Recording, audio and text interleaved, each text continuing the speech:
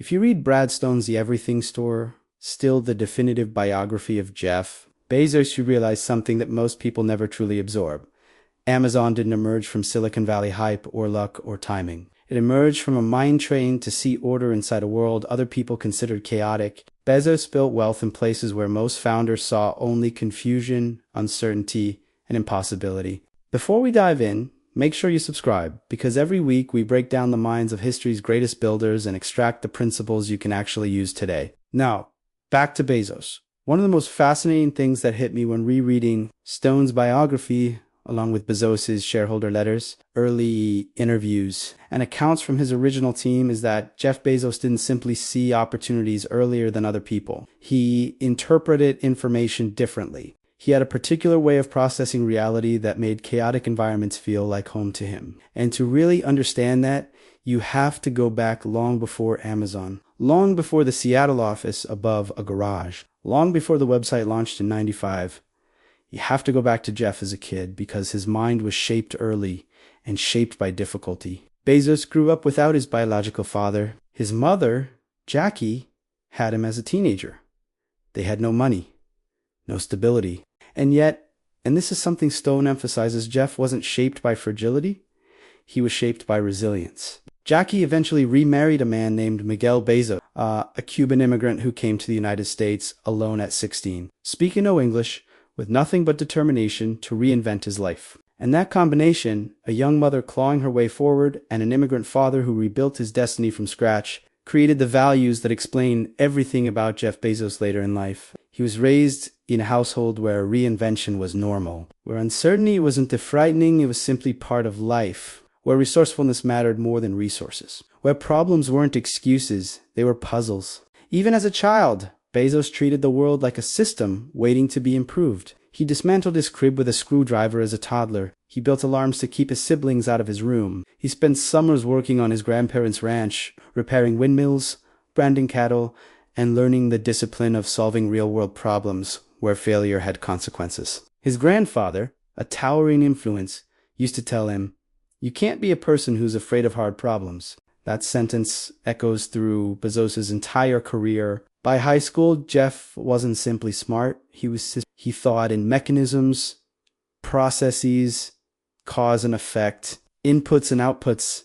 He didn't just want answers, he wanted frameworks. Later, when he entered Princeton, he gravitated toward physics and computer science, not because he wanted a specific career path, but because those disciplines mirrored how he already thought: structured, logical, hierarchical, architectural. And here's the important part. Bezos didn't learn to see order in chaos at Amazon.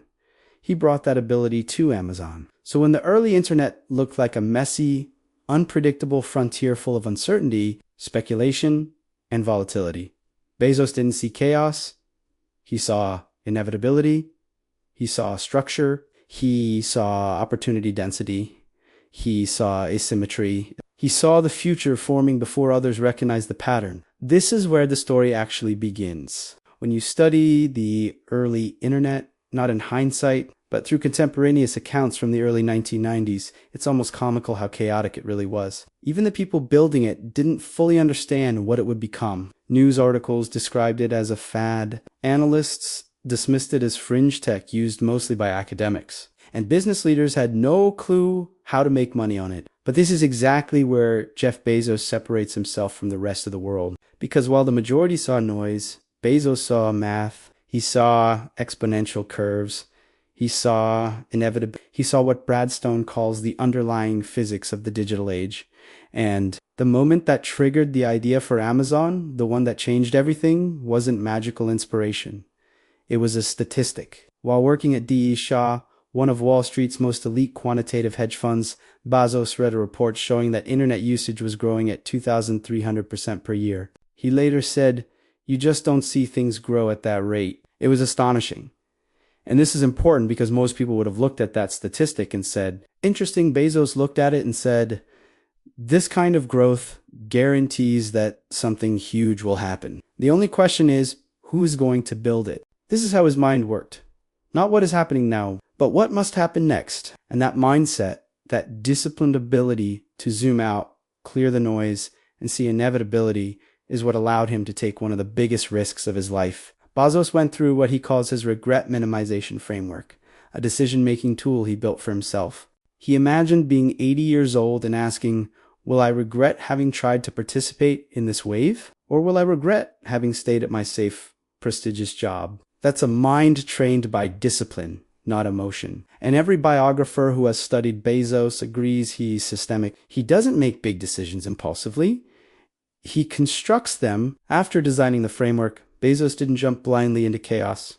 He listed 20 possible products he could sell online, from software to music to office supplies, and narrowed it down scientifically. Books had massive catalog depth, universal demand, high margin variance, no physical storefront limitations, predictable shipping, fragmented competitors. That's not intuition. That's structured reasoning. That's the mind of an engineer analyzing a market the way a physicist analyzes a system. Amazon didn't come from a garage dream. It came from a spreadsheet. And here's something that employees from the early Amazon years repeatedly say: Bezos didn't see Amazon as a bookstore. He saw it as a blueprint for something much bigger.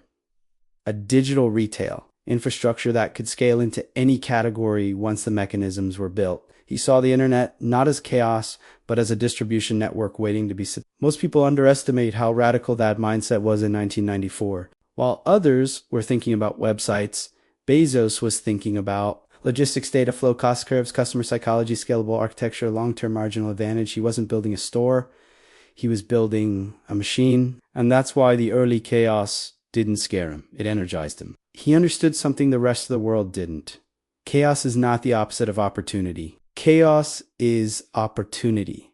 If you know how to structure it, if you talk to the people who were in that tiny office in Seattle in 1994, or you read their interviews in Brad Stone's The Everything Store, they all describe the same thing. Bezos walked into chaos and immediately began building systems. Not someday. Not after fundraising. Not after Amazon proved itself. Immediately. Because Bezos didn't see early Amazon as a startup. He saw it as a mechanism, a machine. And the chaos surrounding it wasn't a problem. It was raw material. This is something that biographers point out repeatedly. Bezos has an obsession with processes. If Rockefeller's mind was disciplined through ledgers and cost structures, Bezos' mind was disciplined through systems, loops, and feedback cycles. And the moment he launched Amazon, that discipline kicked into overdrive. 1. Bezos eliminated luck by engineering predictability. One of my favorite details from the early Amazon years is how Bezos handled customer orders. The systems were primitive. Nothing worked the way modern e-commerce works today. Orders came in through a terminal. Books weren't in stock. Most suppliers didn't have digital catalogs. Employees were overwhelmed, but Bezos didn't panic. He didn't complain. He didn't improvise. He built predictability. He created what employees later called Bezos loops. If something breaks, document it. If something works, document it. If a process repeats twice, automate it. If a problem repeats, eliminate it permanently. Most founders would have tried to fight the chaos with energy. Bezos fought it with systems. 2, Bezos turned chaos into data. There's a story Brad Stone tells about the early days. Customer service emails were pouring in nonstop. Instead of treating complaints as noise, which most founders do, Bezos treated them as signal. He printed customer emails. He circulated them to teams. He read them out loud in meetings. And if a customer problem exposed a flaw in the system, Bezos didn't blame the customer. He blamed the system. He said one of the most important sentences in Amazon's history: customers are always beautifully, wonderfully dissatisfied. Meaning, chaos in customer experience was not an annoyance. It was a map. And he followed the map relentlessly. 3, Bezos introduced working backwards. The discipline that built Amazon SE innovation culture. Most companies start with an idea and then hope customers like it. Bezos forced Amazon to do the opposite. He made teams begin every major initiative by writing a future press release, a mock fac, and a customer backward narrative before writing a line of code. Before building a prototype, before anything, this method, working backwards, became legendary because it imposed order on ideation. It forced clarity. It removed ego. It replaced chaos with structure. Every innovative product Amazon ever created, from Prime to ABS to Kindle, was born through this process. For Bezos saw the internet as a logistics challenge, not a tech challenge. This is where you see his mind working differently from everyone else. Competitors were building websites. Bezos was building fulfillment pipelines, warehouse algorithms, distribution efficiencies, cost perfect models, inventory, velocity metrics, real-time pricing systems. He wasn't obsessed with the web. He was obsessed with the infrastructure beneath the web. Most people saw the internet as a content revolution. Bezos saw it as a supply chain revolution. Other founders played the game. Bezos redesigned the board. Bezos used discipline to expand when others contracted during the dot-com crash. Companies evaporated. Chaos everywhere. Investors panicked.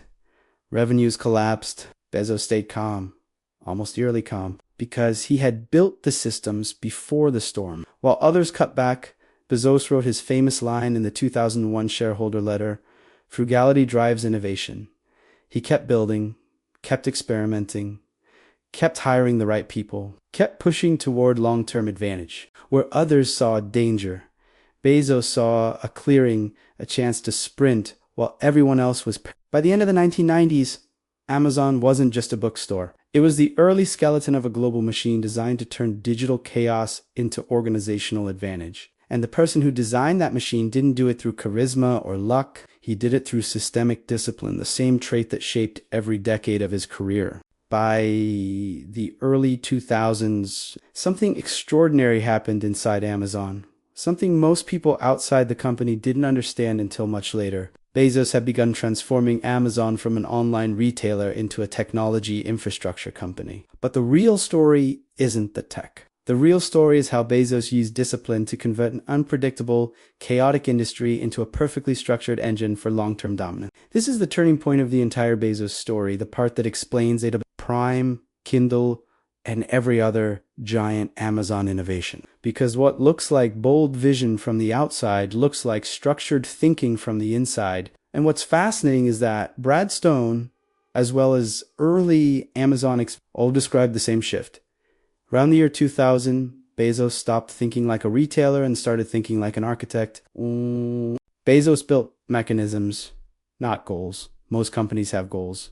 Bezos hated goals. He believed goals were wishes, vague, emotional, unrepeatable. Instead, he created mechanisms, repeatable processes that force good outcomes, even when humans are imperfect. This is one of Bezos' most important ideas, and almost no one outside Amazon talks about it. Mechanisms are things like written narratives instead of slide decks, working backwards documents, weekly business reviews with fixed metrics, bar raiser hiring loops, standardized decision memos, automated dashboards tied directly to team performance. These mechanisms turned Amazon from a chaotic startup into a self-correcting organism. Bezos didn't rely on people doing the right thing. He built mechanisms that made the right thing the default. Most founders fight chaos. Bezos designed systems that absorbed chaos and converted it into clarity. 2. Bezos saw complexity as a resource to normal executives. Complexity is a threat. To Bezos, complexity was a money printer if you could structure it. When Amazon's catalog exploded from thousands to millions of items, competitors collapsed under the weight of inventory complexity. Bezos saw it as an opportunity. He built automated picking systems, dynamically optimized warehouse layouts, algorithmic pricing engines demand, forecasting pipelines, robotics programs, machine learning inventory classifiers. He didn't try to simplify the world. He scaled his systems to match the world. This is where his disciplined mindset becomes a strategic weapon. Chaos increases advantage for the person who knows how to impose structure on it. 3. Bezos institutionalized long-term thinking. Every founder says they think long-term. Almost none actually do it. Bezos did something different. He built long-term thinking into Amazon's culture as a rule, not an aspiration. He rejected quarterly earnings obsession. He ignored Wall Street analysts. He reinvested aggressively. He accepted short-term losses for multi-decade data, and he formalized it with the most famous line in his shareholder letters. "We are willing to be misunderstood for long periods of time." That is industrial-grade discipline. It takes emotional discipline to ignore ridicule. It takes intellectual discipline to stick to a thesis that no one else believes yet. It takes strategic discipline to reinvest when others demand profit. While other CEOs chase stock spikes, Bezos built an empire slowly, methodically, deliberately. 4. Bezos turned Amazon into a machine for compounding advantages. Amazon didn't grow in a straight line. It grew in loopy recursive systems, feeding into each other. The famous flywheel illustrates this. Lower prices gives increased customer visits, gives attract more sellers, gives increased selection, gives improve customer experience, repeat, accelerate. This was not marketing. This was mathematics. A model, a mechanism, a disciplined system, and every part of Amazon plugged into this flywheel: retail, Prime, AWS, logistics, third-party sellers, where the average founder sees business as a set of departments. Bezos saw it as an interconnected web of compounding forces. This is why Bezos thrived in chaos. Chaos is simply unstructured information, and Bezos understood how to structure it. By the time Amazon entered the mid-2000s, it wasn't just an e-commerce company. It was a machine built from discipline, running on mechanisms, scaling through systems all designed inside the mind of someone who never panicked, never rushed, and never let chaos dictate his direction. If there is one moment that proves how differently Bezos thinks, how he sees structure in places the rest of the world sees randomness, it's the creation of Amazon Web Services, better known as AWS. Today, AWS is one of the most profitable technology products ever built. It powers a massive portion of the modern internet. It prints billions in cash flow. It's the backbone of Netflix, Airbnb, Spotify, Reddit. The list is endless. But when you go back to the early 2000s, when AWS was just being conceived, the idea sounds insane. Why would a bookstore build a global computing infrastructure? Why would a retail company try to out-engineer Google and Microsoft? Why take on a market that didn't even formally exist yet? And this is where Bezos' mind becomes clear. Because AWS wasn't born from ambition. It wasn't born from ego. It wasn't even born from opportunity. It was born from discipline applied to internal chaos. One, the problem. Amazon's own systems were collapsing under complexity. As Amazon grew in the early 2000s, engineering teams were tripping over each other. They rebuilt the same tools, duplicated the same functions, and created what engineers later described as a spaghetti mess of overlapping systems. Most companies would V-patched it. Bezos refused. He asked a simple question. Why are so many teams solving the same infrastructure problems? He didn't ask for opinions. He didn't ask for feelings. He asked for mechanisms. He forced Amazon to break down its architecture into modular, standardized, reusable components. The result, Amazon accidentally invented the foundation for cloud computing. This is where you really see it. Bezos finds order inside disorder because he believes chaos contains hidden structure. Dois, the insight, if Amazon needed this infrastructure, everyone else would too. Amazon engineers started building internal tools, storage systems, compute clusters, authentication services, messaging queues, database access layers. And then someone, depending on which insider account you read, made a comment along the lines of, if we're struggling with this, every fast-growing tech company must be struggling too. Bezos didn't see this as a side project. He saw it as an inevitable industry. Because his mind works like this. If a pattern repeats inside one system, it must exist in thousands of adjacent systems. Where others saw Amazon's internal chaos, Bezos saw global demand. 3. The discipline behind the Vision API mandates. This is legendary inside Amazon. Bezos sent out the API mandate, an internal memo that employees still quote today, ordering that all teams must communicate via standardized APIs. No team could access another team SE data directly. Every service must be designed as if it could be offered to outsiders. There would be no exceptions. The memo ended with a sentence that has become Silicon Valley folklore. Anyone who doesn't do this will be fired. People laugh at that line, but it reveals something profound. Bezos doesn't innovate through inspiration. He innovates through discipline. The API mandate wasn't creativity. It was structure. Once imposed, it unlocked innovation on a massive scale. 4. The result, the most profitable product in tech history, AWS launched in 2006. Not with fanfare. Not with hype, quietly. Engineers didn't even realize they were building something historic. But Bezos realized it. Here's the pattern again. The world sees chaos. Bezos sees a system. Bezos imposes structure. Structure reveals opportunity. Opportunity compounds into wealth. AWS is the purest example of this equation. 5. Bezos' mindset is not about seeing the future. It's about seeing the underlying mechanics of the present. This is what most people misunderstand. Bezos didn't predict cloud computing. He recognized its inevitability because Amazon needed it before anyone else realized they needed it. Chaos, mechanism, structure, clarity, industry. By the late 2000s, Bezos wasn't just building products. He was architecting entire infrastructure layers that other companies would one day depend on. He didn't see the world as noisy. He saw it as full of hidden patterns waiting for someone disciplined enough to notice them. If you study the later phase of Bezos' career, the 2010s and beyond, a profound transformation becomes clear. Amazon is now massive. AWS is a juggernaut. Prime is global. Kindle has reshaped publishing. The company dominates logistics, cloud, and e-commerce simultaneously. Bezos is one of the richest people on earth. But here's the part people miss. Bezos' mind never changed. His discipline simply scaled. The same principles he learned as a child fixing windmills on his grandfather's ranch, the same discipline he used building software at the Shaw, the same structure he applied to early Amazon, the same mechanisms that created AWS, all of them consolidated into a worldview that governed how he operated as a leader, thinker, and system architect. And by the time Amazon hit full maturity, Bezos' interpretation of chaos wasn't just a trait, it was a competitive advantage encoded into the company's DNA. Let's break down what that means. 1. Bezos turned uncertainty into asymmetry. Most CEOs try to reduce uncertainty. Bezos leveraged it in interviews. He repeatedly said, "If you want to get ahead, you must be willing to bet on things no one else understands yet." But these weren't blind bets. They were disciplined, structured, theory-driven bets grounded in customer obsession, low marginal cost, compounding mechanisms, long-term economics, inevitability, logic. Where others saw uncertainty as risk, Bezos saw uncertainty as the hiding place of the greatest opportunities. 2. He institutionalized the discipline of day one. One of Bezos' most misunderstood ideas is the concept of day one.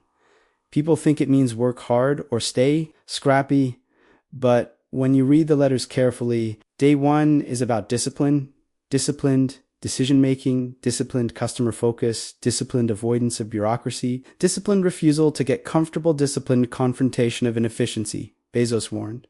Day two is stasis, followed by decline, followed by death. Day one wasn't a slogan. It was a survival mechanism, the disciplined mindset required to keep chaos from turning into complacency. 3. Bezos' final advantage. Emotional discipline near the end of his tenure as CEO when Amazon was facing criticism, political pressure, unionization protests, antitrust investigations, and nonstop media firestorms. Bezos remained eerily calm. When others attacked, he didn't retaliate. When others panicked, he didn't flinch. When others defended themselves publicly, he stayed silent. Because Bezos, like Rockefeller, like Jobs, like Musk, understood a truth that defines all great builders. Emotional chaos destroys long-term thinking. Emotional discipline protects it. Bezos never made decisions from fear. He made them from frameworks. This is why employees repeatedly said that even in the worst crises, Bezos walked into meetings smiling, sharp, confident, almost amused because he trusted his systems. 4. Bezos built wealth not because he saw the future, but because he saw structure. This is the final takeaway. Jeff Bezos didn't succeed because he predicted trends, not because he got lucky with timing, not because he worked harder than everyone else, not because he was the smartest person in the room. He succeeded because he could look at what everyone else thought was chaos, the early internet, online and retail, global logistics, cloud computing, and see mechanisms, patterns, loops, and inevitabilities. His gift wasn't foresight. His gift was seeing order where others saw noise. And that ability, combined with an almost inhuman level of discipline, is what allowed him to build a company that reshaped global commerce, an infrastructure that powers the modern internet, and a personal fortune that became one of the largest in history. Bezos didn't escape chaos. He organized it. He turned it into structure into systems into inevitability into wealth. That is the architecture of his mind. And once you see Amazon through that lens, the story becomes impossible to forget. Jeff Bezos didn't build Amazon inside the chaos of the internet. He built Amazon because of the chaos and because he could see the order hidden within it.